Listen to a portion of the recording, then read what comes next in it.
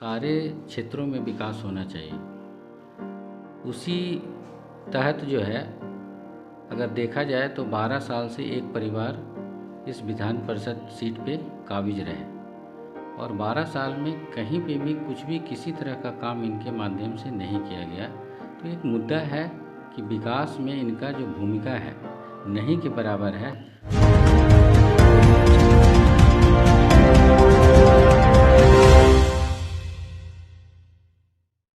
नमस्कार, आप देख रहे हैं बिहार एवं मैं विवेक रंजन। बिहार में 24 सीटों पर विधान परिषद के चुनाव होना है। ऐसे में लेकर सभी पार्टियां जोरों शोरों से तैयारी में जुट गई है। बता दें कि लोक जनशक्ति पार्टी रामविलास के तरफ से नालंदा के उम्मीदवार नरेश जी को बनाया गया। ऐसे में लेकर नरेश जी मेरे साथ हैं, नरेश जी से बात करेंगे।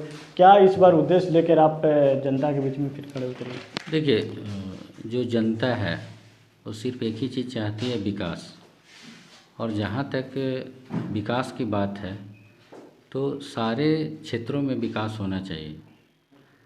उसी तहत जो है, अगर देखा जाए तो 12 साल से एक परिवार इस विधान परिषद सीट पे काबिज रहे और 12 साल में कहीं पे भी कुछ भी किसी तरह का काम इनके माध्यम से नहीं किया गया। तो एक मुद्दा है कि विकास में इनका जो भूमिका है नहीं के बराबर है। तो क्या ऐसे लोगों को फिर दोबारा क्यों चुना जाए? जहाँ तक मेरा बात है तो हमारा मुख्य सोच यही है कि अगर जनप्रतिनिधि चुन करके हमको भेजते हैं तो खास करके उनकी जो समस्या है कि उनका वेतनमान है, उनका सुरक्षा है, उनको पेंशन है, उनको काम करने के लिए अलग से फंड की ज़रूरत है। तो विकास ही एक बड़ा मुद्दा रहेगा जिसके माध्यम से हम क्षेत्र में जाएंगे। क्या ऐसा जो मैनिफेस्टो बना है कि इस बार आपको जो जनप्रतिनिधि हो आपको चुने? देखिए, मुख्य रूप से हमारे जहाँ से जनप्रतिनिधि आते हैं वो ग्रामीण इलाका होता है और वहाँ का मुख्य आय का जो साधन होता है वो कृषि होता है या कृषि से जुड़े हुए रोजगार होता है। लेकिन जो जनप्रतिनिधि पहले से चुन के जाते रहे हैं उनका उनमें कोई भी भूमिका नहीं रहा है। तो हम चाहेंगे कि उन सारे समस्याओं को लेकर हमारी भूमिका बढ़े और उनका कृषि क्षेत्र और उससे संबंधित कार्यों को लेकर ज़्यादा से ज़्यादा काम किया जाए। अच्छा, आप यहाँ से विधान परिषद बनते हैं तो जाते विधान परिषद में जाते हैं तो किस तरीके से जो महिलाओं को लेकर जो अभी नीतीश कुमार के लगता है कि वो महिला सशक्तिकरण की बात करते, तो क्या खासकर महिला सशक्तिकरण पे ध्यान रहेगी आपका? देखिए, महिला अब एक हमारे समझिए कि पूरे समाज का एक बड़ा अंग है और अगर चुनावी माध्यम से देखें तो इस चुनाव में लगभग 63% महिलाएं का वोटर है। तो आप मान के चलें कि महिलाएं का कितना बड़ा भूमिका है। सशक्तिकरण जो होता है महिलाओं का एक निरंतर और सतत प्रक्रिया है। तो इस प्रक्रिया में जितना भी किया जाए वो कम होता है।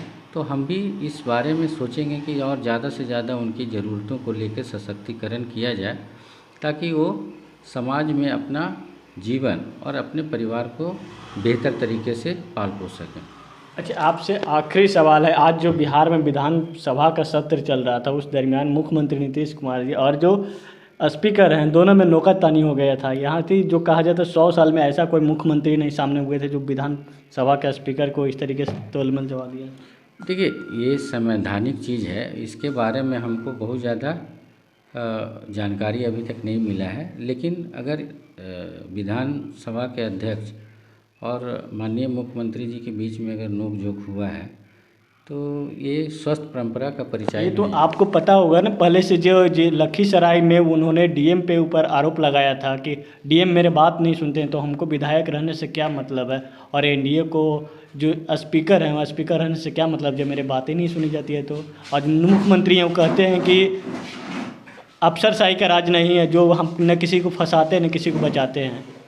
देखिए, सही बात है, ये एक प्रशासनिक काम है और प्रशासनिक काम में कहीं न कहीं जिम्मेवारी सरकार की होती है।